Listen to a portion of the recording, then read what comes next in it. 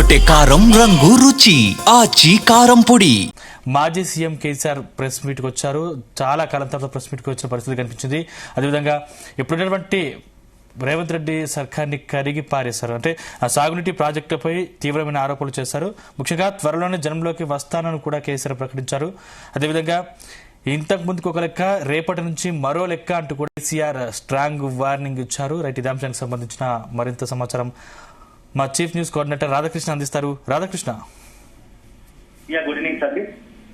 BRS అధినేత కేసీఆర్ అన్నట్టుగానే 2 సంవత్సరాల తర్వాత తనకు మరొకసారి తన రాజకీయంగా తన విశ్వరూపాన్ని ఈ రోజు ప్రెస్ మీట్ లో చూపించాలని మనం భావించాల్సి ఉద్దేశ సమయం తర్వాత ఎప్పుడైతే అధికారం తర్వాత ప్రతిపక్షంతో వచ్చిన తర్వాత దాదాపుగా 2 సంవత్సరాల వరకు ఫామ్ హౌస్ కే పరిమితమయ్యారు. అడపాదడప అప్పుడు ఇప్పుడు ఎర్రమల్లి ఫామ్ హౌస్ తెలంగాణ భవన్ కు నందినగర్ కు వచ్చిన ఉన్నాయి. ఆ సందర్భంలో చాలా తక్కువ కొంతమంది నేతలకి విలాసమైన పరిస్థితి ఉంది. సో ఇప్పుడు ఏకంగా 2 సంవత్సరాల తర్వాత ఇప్పుడు ఒక్కసారిగా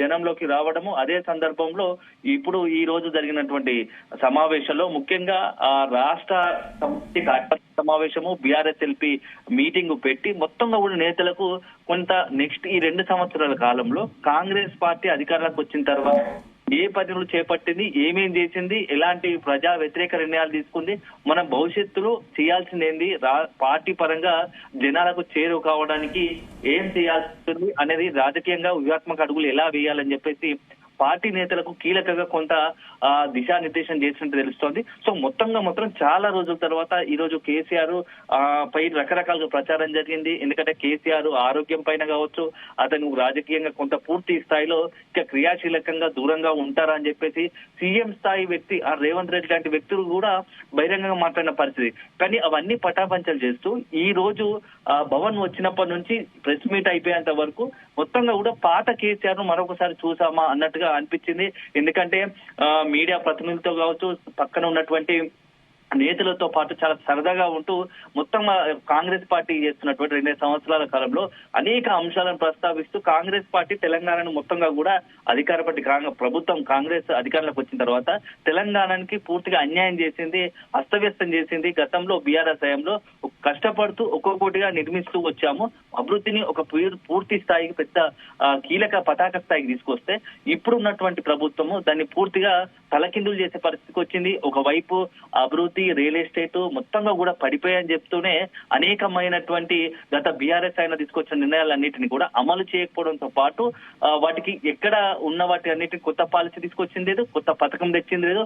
కాకపోతే మొత్తంగా కూడా హైడ్రా పేరుతో ఇతరత్ర పేరుతో మొత్తం విధ్వంసాన్ని సృష్టిస్తుందని చెప్పేసి కూడా కేసీఆర్ మాట్లాడిన పరిస్థితి కనపడుతోంది. అయితే మొన్నటి వరకు చాలా మందికి అటు రాజకీయ పక్షాలకు కావచ్చు, బీఆర్ఎస్ కార్యకర్తలు కావచ్చు, సామాన్య ప్రజలకు సైతం కొంత కేసీఆర్ పట్ల అనుమానం ఉండే. ఎందుకంటే మరొకసారి రాజకీయాలు క్రియాశీలకంగా ఉంటారా ఉండరా, అసలు 2 సంవత్సరాలుగా మౌనంగా ఉంటున్నటువంటి కేసీఆర్ అసలు వస్తారా రారా, ఈ రోజు వచ్చినా కూడా కేవలం ఆ మీటింగ్ పెట్టి వెళ్ళిపోతారా, ప్రెస్ మీట్ ఉంటుందా అని అనేకమైనటువంటి సందేహాలు, అనుమానాలు కలిగాయి. ఉంటే ఏం మాట్లాడతారా, అసలు గతంలో ఉన్నట్టు కేసీఆర్ మాట్లాడగలుగుతారా అని అనేకమైన సందేహాలు అందరిలో ఉండేవి. కానీ వాటన్నిటిని ఈ రోజు కేసీఆర్ ఒక్క దెబ్బతో ఒక ప్రెస్ మీట్ తో పటాపంచలు చేసినట్టుంది. సో ఒక క్లారిటీ ఇచ్చారు. ఇక నుంచి క్యాడర్ కావచ్చు, తెలంగాణ ప్రజలు కావచ్చు, ఇతర రాజకీయ పక్షాలు అధికార పక్షంతో పాటు ఇటు బీజేపీ కూడా ఒక క్లారిటీ ఇచ్చాడు. ఇక ఇన్ని రోజులు 2 సంవత్సరాల కాలం ముగిసింది. ఇక నెక్స్ట్ ఇక నుంచి ఈ క్షణం నుంచి కేసీఆర్ రాజకీయంగా రంగంలోకి దిగబోతున్నారు. ఇక మొత్తంగా కూడా అన్ని పార్టీలు అలర్ట్ గా ఉండాల్సిందే. ఇక నుంచి తన సత్తా ఏందో చూపిస్తాను అని చెప్పేసి కూడా ఒక రకంగా అధికార పార్టీ కాంగ్రెస్ తో పాటు ఇటు బీజేపీ కూడా కొంత తీవ్ర స్థాయిలో ఒక వార్నింగ్ ఇచ్చినట్టే పరిస్థితి కనపడుతోంది. ఒకవైపు కేంద్రము, అదేవిధంగా ఇటు రాష్ట్ర ప్రభుత్వాలు రెండూ కలిసి తెలంగాణకు తీవ్రంగా అన్యాయం చేస్తున్నాయి అని చెప్పేసి మాట్లాడుతూనే ఈ ఎజెండా ఎత్తుకుంది కూడా కీలకంగా కృష్ణా జిల్లాల విషయంలో. అందులోనూ అత్యంత కీలకమైనటువంటి ఎప్పటి నుంచో ఎదురు చూస్తున్నటువంటి దక్షిణ తెలంగాణకు వరప్రదిగా ఒక రకంగా చెప్పాలంటే ముఖ్యంగా ఉమ్మడి మహబూబ్నగర్ జిల్లా, రంగారెడ్డి జిల్లా, నల్గొండ జిల్లాలకు సంబంధించి అత్యంత కీలకమైన ప్రాధాన్యతమైనటువంటి ఈ పాలమూరు రంగారెడ్డి ప్రాజెక్టు ఉంది. ఆ పాలమూరు రంగారెడ్డి ప్రాజెక్ట్ కి సంబంధించి గత బీఆర్ఎస్ లో దాదాపుగా 90% పనులు అయిపోతే ఈ ప్రభుత్వం వచ్చి 2 సంవత్సరాలైనా అందులోనూ మహబూబ్నగర్ జిల్లాకు సంబంధించి, ఉమ్మడి జిల్లాకు సంబంధించి, పాలమూరు జిల్లాకు సంబంధించి ముఖ్యమంత్రి అయినప్పటికీ ఆ ప్రాజెక్టును పూర్తి చేసుకోకపోవడము ఒక పెద్ద నష్టంగా మారింది. అదే సందర్భంలో గతంలో మేము కేంద్రంతో 91 టీఎంసీలకు తగ్గేదే లేదనే ప్రసక్తిని ఒప్పందం గుర్చుకుంటున్న పరిస్థితిలో ఇప్పుడు ఈ ప్రభుత్వం మాత్రం ఏకంగా గత ప్రభుత్వంలో బీఆర్ఎస్ ఆయనలో 91 టీఎంసీలు వేసుకుని 45 టీఎంసీలకు కేంద్రం వద్ద ఒప్పందం కుదుర్చుకునే పరిస్థితికి వచ్చింది. కేంద్రం వద్ద మోగరిల్లే పరిస్థితి వచ్చింది.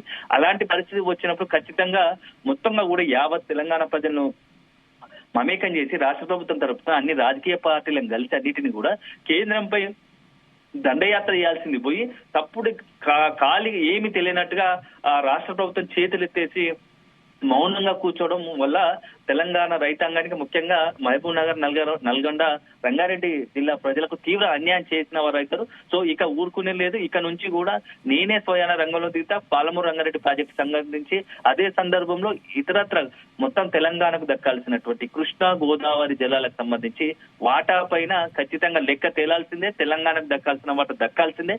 అప్పటి వరకు ఊరుకునే లేదు. తెలంగాణ రాష్ట్ర ఏర్పాటు కారణమైనటువంటి టీఆర్ఎస్, బీఆర్ఎస్ ఉండేంత వరకు తెలంగాణ హక్కులకు ఎలాంటి ఇబ్బంది రాకుండా చూసేది ఈ కేసీఆర్ అని చెప్పేసి మరొకసారి ఘంటాపదంగా ఈ రోజు ప్రెస్ మీట్ లో చెప్పిన పరిస్థితి కనపడుతోంది. సో ఒక అంశం అయితే కృష్ణా గోదావరి జిల్లాకు సంబంధించి అయితే ఇక మరొక అంశం చాలా కీలక అంశాలను ప్రస్తావించారు. సో 2 ఏళ్ల కాలంలో కాంగ్రెస్ ప్రభుత్వం అధికారంలోకి వచ్చిన తర్వాత అసలు అధికారానికి రావడమే మాయమాట చెప్పి వచ్చింది. సో అనేకమైనటువంటి హామీలు ఇచ్చింది. 2 సంవత్సరాలు గడుస్తున్న ఒక్క హామీ నెరవేర్చలేదు. ప్రజలు కూడా కాస్త అంటే బీఆర్ఎస్ ప్రభుత్వం 10 సంవత్సరాలు అయింది. కొంత ఎమ్మెల్యేల పనితీరు కావచ్చు, కొంత అసంతృప్తి ఉండడం సహజమే. అదే సందర్భంలో కాంగ్రెస్ పార్టీ అనేకమైనటువంటి హామీలు ఇచ్చింది. సో హామీలకు ఆశపడే తెలంగాణ ప్రజలు కాంగ్రెస్ అధికారం తెచ్చారు. కానీ తెచ్చి ఇప్పుడు బాధపడుతున్నారు. తాను ఎక్కడికి వెళ్ళినా, తమ పార్టీ నేతలు ఎక్కడికి వెళ్ళినా మళ్ళీ వచ్చేది బీఆర్ఎస్ అని బహిరంగ ప్రజలు చెప్తున్న పరిస్థితి ఉంది. సో రీసెంట్ గా జరిగినటువంటి సర్పంచ్ ఎన్నికల్లో కూడా అదే స్పష్టమైంది. ఎందుకంటే అధికార పార్టీ వ్యతిరేకత ఎంత స్థాయిలో ఉందనేది ఈ గుర్తుల మీద జరగకుండా ఇట్లాంటి పరిస్థితి ఉంది. ఒకవేళ రేపు భవిష్యత్తులో ఎంపీటీసీ, జెడ్పీటీసీ ఎన్నికలు జరిగితే దాంట్లో ఖచ్చితంగా రిఫ్లెక్ట్ అవుతుందని చెప్పేసి కూడా కేసీఆర్ ఈ రోజు చెప్పిన పరిస్థితి కనబడుతోంది. కానీ ఒక రకంగా చూస్తా ఉంటే గతంలో కేసీఆర్ ఉన్నట్టు మరొకసారి అంటే అసలు ఎలక్షన్ తర్వాత, ఎలక్షన్స్ కు ముందు ఎలా ఉన్నాడో కేసీఆర్ అంతకు మించి యాక్టివ్ గా ఈ రోజు కనిపించిండు. చాలా మాట్లాడే విధానం కావచ్చు, ప్రెస్ మీట్ లో కావచ్చు, మీడియా ప్రతినిధులతో ఎప్పటిలాగా చిలోక్తులు, ముఖ్యంగా అక్కడ ఉన్నటువంటి మీడియా పద్ధతులకు సంబంధించి చివరిలో ప్రశ్నలు వేస్తా అంటే ఈ ఒక్కసారికి మాత్రం నేను ఈ ఒక్కసారికి పాలమూరు రంగారెడ్డి ప్రాజెక్టు సంబంధించి నేను లేవనెత్తాను కాబట్టి ఆ అంశానికి సంబంధించి హైలైట్ కావాలని అనుకుంటున్నాను. అదే సందర్భంలో ఇక ఈ క్షణం నుంచి ఇది అయిపోతే రేపటి నుంచి మీకు అందుబాటులో ఉంటాను, రెగ్యులర్ గా ఉంటాను. ఎప్పటికైనా మీరు ఎన్ని ప్రెస్ మీట్ పెట్టినప్పుడల్లా ఎన్ని క్వశ్చన్స్ అయినా అయ్యొచ్చు, మీరు 100 క్వశ్చన్స్ ఇచ్చినా నేను చెప్పడానికి సిద్ధంగా ఉన్నాను అంటూ ఒక క్లారిటీ ఇచ్చాడు. ఇక్కడ నుంచి నేను రంగంలోకి దిగబోతున్నాను అనేది కూడా పార్టీ కార్యకర్తలతో పాటు మీడియా కావచ్చు, ఇక మొత్తం రాజకీయ పక్షాలకు వన్స్ ఒకవేళ కనుక నిజంగానే కేసీఆర్ కనుక అన్నట్టుగా రాజకీయాల్లో తిరిగి యాక్టివ్ అయితే మాత్రం ఖచ్చితంగా అతని ప్రభావం ఉంటుంది. ఒక రకంగా కాంగ్రెస్ ప్రభుత్వానికి కేసీఆర్ ఎలా ఎదుర్కొంటారు? ఎందుకంటే కేటీఆర్, హరీష్ రావు ఇప్పటి వరకు కూడా పార్టీకి సంబంధించి అనేకమైనటువంటి కార్యక్రమాలు నిర్వహించడం, అదే సందర్భంగా అధికార పార్టీకి సంబంధించి ప్రజా వ్యతిరేక నిర్ణయాలు ఏవైతే బీఆర్ఎస్ భావించిందో అలాంటి వాటి పట్ల కూడా ఒక నిర్దిష్టంగా ప్రణాళికతో ముందుకెళ్లారు. సో కొంత వరకు సక్సెస్ అయినప్పటికీ కొంత, ఎందుకంటే జూబ్లీహిల్స్ ఉప ఎన్నికలు కావచ్చు, ఎన్నికల్లో కూడా ఓటమి అనేది కొంత పార్టీ క్యాడర్ ను కొంత నిస్తేజపరిచింది. సో అలాంటి సమయంలో జూబ్లీహిల్స్ ఉప ఎన్నిక ముగిసిన తర్వాత ఒక్కసారిగా 2 సంవత్సరాల తర్వాత ఇప్పుడు కేసీఆర్ రంగంలోకి దిగడంతో పార్టీ క్యాడర్ ఆటోమేటిక్ గా ఒక రకంగా మరొకసారి యాక్టివ్ అవుతుంది. ఎందుకంటే గ్రౌండ్ లెవెల్ నుంచి కూడా కొంత కేసీఆర్ వస్తే దాని ఇంపాక్ట్ ఎట్లా ఉంటుందో అని తెలిసిన విషయమే. ఎందుకంటే తెలంగాణ ఉద్యమం నుంచి దాదాపుగా 2 దశాబ్ద కాలంగా చూస్తా ఉన్నాము. ఉద్యమాన్ని నడిపించాడు. తర్వాత అధికారంలోకి పార్టీ వచ్చేంత వరకు 10 సంవత్సరాలు ముఖ్యమంత్రిగా దేశంలోనే తనకంటూ ఒక ముద్ర వేసుకున్నాడు.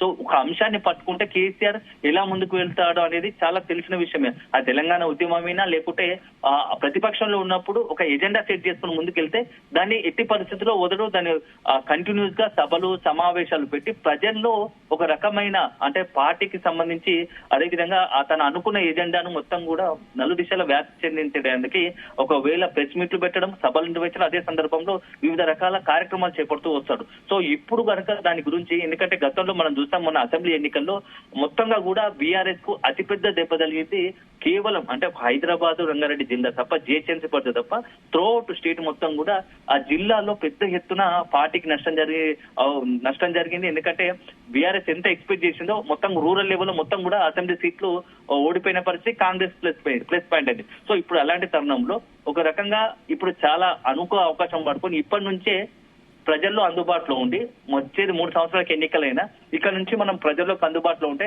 ఖచ్చితంగా పొలిటికల్ గా ఇప్పుడు అంతా కూడా బీఆర్ఎస్ కాంగ్రెస్ వర్సే నడుస్తుంది కాబట్టి సో ఆటోమేటిక్ గా కాంగ్రెస్ ప్రభుత్వం తీసుకుంటున్న నిర్ణయాల పైన ప్రజలకు వ్యతిరేకత వస్తుంది. సో ఆ అంశాలను మనం కనుక ఇప్పుడే కరెక్ట్ సద్వినియోగపరచుకుంటే ఖచ్చితంగా ప్రజలు నెక్స్ట్ బీఆర్ఎస్ కు అధికారం అప్పజెప్పడం ఖాయం అనే ఉద్దేశంతోనే కేసీఆర్ ఉన్నట్టుగా తెలుస్తుంది. దాంట్లో భాగంగానే ముఖ్య ఉత్తర తెలంగాణలో కొంచెం సెంటిమెంట్ రైజు, అందులోనూ ఎప్పటికైనా పట్టున్న ప్రాంతం. సో కొంచెం ఈజీగానే అక్కడ ఓటు బ్యాంకును కానీ ఏదైతే గతంలో ఉన్నటువంటి మొత్తం ఓటు బ్యాంకును రీట్రైవ్ చేసుకునే అవకాశం ఉంటుంది, మళ్ళీ ఒకసారి అది చేసుకుంది. కానీ దక్షిణ తెలంగాణలో మొదటి నుంచి కూడా నల్గొండ జిల్లా, మహబూబ్నగర్ జిల్లాలో మొదటి నుంచి కాంగ్రెస్ కు అనుకూలంగా ఉంటూ వస్తుంది. సో రీసెంట్ ఎన్నికల్లో కూడా చూసాం, మొన్నటి ఎన్నికల్లో కూడా మహబూబ్నగర్, నల్గొండ జిల్లాలో అసెంబ్లీ ఎన్నికల్లో పెద్ద ఎత్తున కొంత కాంగ్రెస్ పార్టీకి అనుకూలంగా వచ్చిన పరిస్థితి కనబడుతుంది. ఈ నేపథ్యంలో ఇప్పుడు ఈ యొక్క ఉమ్మడి మహబూబ్నగర్ జిల్లా, నల్గొండ జిల్లా, రంగారెడ్డి జిల్లాలకు టార్గెట్ చేసుకొని మొత్తంగా కూడా అక్కడి నుంచే ఒక బీఆర్ఎస్ పార్టీకి మరొకసారి నూతన ఉత్తేజం ఇవ్వడానికి, లేకుంటే భవిష్యత్తులో పార్టీని బలోపేతం చేసుకునే దిశగా ఈ యొక్క పాలమూరు రంగారెడ్డి ప్రాజెక్టును ఒక ఎజెండాగా సెట్ చేసుకునే కేసీఆర్ జనంలోకి రాబోతున్నట్టుగా తెలుస్తోంది. సో బహిరంగ సభలు అంటున్నారు. సో ఖచ్చితంగా మరొకసారి పెద్ద ఎత్తున బీఆర్ఎస్ అంటేనే బహిరంగ సంఘాలు పెడితే పెద్ద ఎత్తున జనాలను మొబిలైజ్ చేసిన పరిస్థితి కనపడుతుంది. సో ఒక్కసారి పెద్ద ఎత్తున జనాలను మొబిలైజ్ చేసి బహిరంగ సభలు పెడితే ఆటోమేటిక్ గా ఆ పార్టీ గురించి నిరంతరం చర్చ జరుగుతోంది. కేసీఆర్ ఇక జనంలోకి వచ్చాడంటే కూడా దాన్ని ఆటోమేటిక్ గా బీఆర్ఎస్ కాస్త పాజిటివ్ గా ఉంటుంది, ప్లస్ పాయింట్ గా ఉంటుంది అనే ఒక ఉద్దేశంతోనే ఇప్పుడు బీఆర్ఎస్ అధినేత చాలా 2 సంవత్సరాల సుదీర్ఘ కాలం తర్వాత పూర్తి స్థాయిలో రాజకీయంగా యాక్టివ్ గా అవుతున్నారని భావిస్తున్నారు. సో ఖచ్చితంగా దీనికి సంబంధించి ఎట్టి పరిస్థితుల్లో బీఆర్ఎస్ అధినేత కేసీఆర్ వస్తే దాని ఇంపాక్ట్ తెలంగాణ రాజకీయాల్లో ఉంటుంది. అదే సందర్భంలో కేసీఆర్ ఎంట్రీతో అటు కాంగ్రెస్ వ్యూహాలు కూడా తనదైన స్టైల్లో మార్చుకునే అవకాశం ఉంటుంది. ఎందుకంటే వన్స్ అధికార పక్షంలో ఉండడం ఏ పార్టీకైనా కొంత అడ్వాంటేజ్ గా ఉంటుంది. సో ఇలాంటి పరిస్థితుల్లో ఇప్పుడు బీఆర్ఎస్ అధినేత కేసీఆర్ మాట్లాడిన తీరు, ఇవాళ అన్ని చేసిన యాక్టివిటీ పెంచడంతో ఆటోమేటిక్ గా అటు అధికార పక్షం నుంచి కూడా అదే స్థాయిలో కౌంటర్ కూడా ఉంటుంది. సో ఖచ్చితంగా కౌంటర్ ప్లాన్ ఉంటుంది కాబట్టి రేవంత్ రెడ్డి అదేవిధంగా కాంగ్రెస్ ఇలాంటి దీనికి సంబంధించి కౌంటర్ ఇవ్వబోతా ఉంది అని తెలుస్తోంది. ఎందుకంటే మనం చాలా సాయంత్రం మనం ఒకటి ఆసక్తికర అంశం కూడా మనం పరిశీలించాల్సి ఉంటుంది.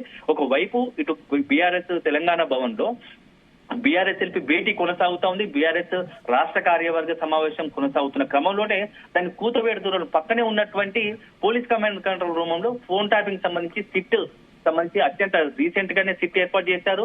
సో సజ్జనార్ ఆధ్వర్యంలో ఆ సిట్టు భేటీ ఫోన్ ట్యాపింగ్ సంబంధించి ఒక అంశాన్ని పరిశీలించడం మొదలుపెట్టింది. సో ఏం చేయాలి నెక్స్ట్ అనే దానిపైన అంటే ప్యారలల్ గా దీని ప్రతిపక్షంలోని కీలకంగా ఉన్నటువంటి బీఆర్ఎస్ అధినేత మీటింగ్ పెడుతుంటే దాని ప్యారలల్ గా సిట్ కి సంబంధించి గత ప్రభుత్వంలో జరిగిన ఫోన్ ట్యాపింగ్ అంశం పైన ఇటు పోలీస్ కమాండ్ కంట్రోల్ రూపంలో సిట్ ఫోన్ ట్యాపింగ్ పైన ఇటు సిట్ విచారణ మొదలు పెట్టడం కూడా చాలా ఆసక్తిగా ఉంటుంది. రాజకీయాలు మాత్రం ఈ రోజు కేసీఆర్ ఎంట్రీతో పూర్తి స్థాయిలో తెలంగాణ రాజకీయాలు మరొకసారి చాలా హాట్ గా మరొక టర్న్ తీసుకునే అవకాశం కనబడుతోంది. ఇప్పుడు కనుక ఖచ్చితంగా కేసీఆర్ ఎంట్రీతో రేవంత్ రెడ్డి కాంగ్రెస్ ఏం చేయబోతుంది, అదే సందర్భంలో ఇటు బీఆర్ఎస్ ఇటు కాంగ్రెస్ తీసుకుంటున్న స్టెప్ లో బీజేపీ రోల్ ఏంది? ఎందుకంటే మొన్నటి వరకు ఆ కాళేశ్వరం ప్రాజెక్టు సంబంధించి ఫోన్ ట్యాపింగ్ సంబంధించి అంతా కూడా సిబిఐ ఎంక్వైరీ కావాలన్నది. సో ఇప్పుడు కాళేశ్వరం ఆల్రెడీ సిబిఐ ఎంక్వైరీ దశలో ఉంది. సో దానికి సంబంధించి బీజేపీ రోల్ ఎలా ఉండబోతోంది? 3 పార్టీలు మాత్రం తెలంగాణలో ఒక రకంగా చెప్పాలంటే 3 సంవత్సరాల ఎన్నికలు ఉన్నప్పటికీ ఇప్పుడే కొంత తెలంగాణ అంతా కూడా రాజకీయ వాతావరణం అంతా కూడా కేసీఆర్ ఎంట్రీతో వేడెక్కుతుందని చెప్పేసి ఖచ్చితంగా అందరూ భావిస్తున్నారు. ఎందుకంటే నెక్స్ట్ చాలా కొద్ది రోజుల్లోనే జెడ్పీటీసీ, ఎంపీటీసీ ఎన్నికలు ఉంటున్నాయి. తర్వాత మున్సిపల్ ఎన్నికలు, అందులోనూ తెలంగాణలో అత్యంత క్రియాశీలంగా చాలా ప్రాధాన్యత ఇచ్చుకునేటువంటివి అందులో మున్సిపల్ ఎన్నికలతో పాటు ఇటు జిహెచ్ఎంసీకి సంబంధించి గ్రేటర్ హైదరాబాద్ సంబంధించి ఎన్నికలు కూడా ఉండబోతాయని తెలుస్తా ఉంది. సో ఈ 4-5 నెలల్లో ఈ ఎన్నికలు వరుసపెట్టి జరుగుతున్నాయి. ఈ ఎన్నికల తరుణంలో కేసీఆర్ బయటకు రావడం, ఎందుకంటే సర్పంచ్ ఎన్నికలు ముగిసిన తర్వాత కేసీఆర్ బయటకు రావడం అంటే కారణం ఏంటంటే ముఖ్యంగా రేపు నెక్స్ట్ పార్టీ గుర్తుకు ఎన్నికలు జరగబోతున్నాయి, ఎంపీటీసీ, జెడ్పీటీసీ. ఇప్పుడే కేసీఆర్ ఎందుకు బయటకు వచ్చాడంటే ప్రధానంగా ఇవి పార్టీ గుర్తుపై జరిగే ఎన్నికలు. ఏ పార్టీకైనా ఎక్కడైనా ఆ పార్టీని బలోపేతం చేసుకోవాలి, జనాలకు వెళ్ళాలనుకుంటే ఖచ్చితంగా గ్రౌండ్ లెవెల్లో ఆ పార్టీకి సంబంధించినటువంటి కార్యకర్తలు కావచ్చు, ఆ పార్టీకి సంబంధించిన ప్రజాప్రతినిధులు ఉంటేనే అది ఈజీగా అవుతుంది. సర్పంచులు ఎట్లా పార్టీకి ఉంటుంది, ఎంపీటీసీ జెడ్పీసీ ఉంటే ఆ పార్టీకి ఈజీగా మరింత జనాలకు చేరువయ్యే అవకాశం ఉంటుంది. కాబట్టి ఆ okay, right. Thank you Radhakrishna.